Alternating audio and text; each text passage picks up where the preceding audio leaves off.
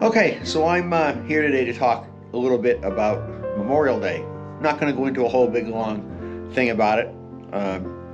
It is a day of remembrance. In fact, that's what it originally was called, was a day of remembrance. And I believe it was 1971, where they changed it to the last Monday in May and called it Memorial Day. I've seen, a few videos that were shot with some young people in it that actually didn't even know what Memorial Day was, which to me is a little ridiculous. I am a Navy veteran. I spent 9 years in the United States Navy on, a couple different warships. And for somebody that lives in this country to not really know what Memorial Day is really kind of a slap in the face to all the people that did die, for our freedoms. So I'm going to give you just a little list of the amount of people based upon the war which they were in. How many of those people gave up their lives so we could have the freedoms that we have today? So I have to read this off my phone because I can't remember all these numbers. So the American Civil War, 1861 to 1865, and this number always just blows my mind, 620,000. Now whether that's north or south, it doesn't make a difference. They were still Americans. 620,000 in just a 4-year war. And these are going to go by the order of the amount of casualties, the amount of deaths in each war. They're not in, the time span. World War II, 1939 to 1945, 405,399. Another huge number. Some ferocious battles fought in World War II. My father was a World War II veteran. He was also in the Navy, in aviation. He was on an aircraft carrier, and I remember some of the stories, he told about being under kamikaze attacks in the Pacific, which was, pretty hellacious if you're on a ship. Nowhere to run, you're on the ship and that's it. That's wherever they go.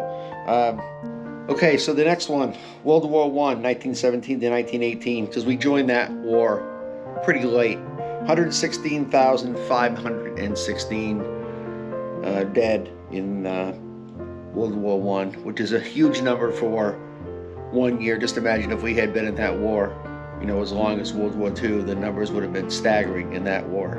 Vietnam War, 1965-1973, 58,209. Korean War, 1950 1953, 36,516. American Revolutionary War, now this is just an estimate. I'm pretty sure they didn't really keep accurate records back then. 1775 to 1783, 25,000. War of 1812 to 1815, 20,000. Mexican-American War, 1846 to 1848, 13,283. And this doesn't include battles like the Alamo, which were in, I believe, March of 1836. And there was roughly 200, Americans that died at that battle to try to secure the freedom for Texas.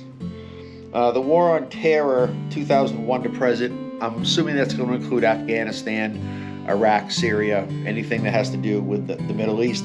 7,057. Spanish-American War, 1898, 2,446. And the Gulf War, 1990 to 1991, surprisingly only 258, which kind of surprised me when I read that number, which gives you a grand total of 1,304,629. So if you think about it, 1.3 million people gave up their lives for our freedom to, have the rights that you have today, to have your barbecues, to go to the beach. Whatever freedoms you have today, it's because of those 1.3 million Americans. Not only those 1.3, but also all the other people who spent time in the military, who did active duty, the people that are on active duty now.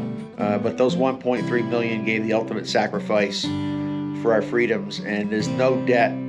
There's no way to repay that debt to the families. The only thing you can do is to, honor them by, at 3 o'clock today on Memorial Day. It's supposed to be a moment of remembrance. So if you can, at 3 o'clock today, put down whatever you're doing, barbecues, and just think about those 1.3 million Americans that gave their lives for our freedom. So that's going to do it for this video. Thanks for watching. Don't forget to subscribe, and I'll see you next time.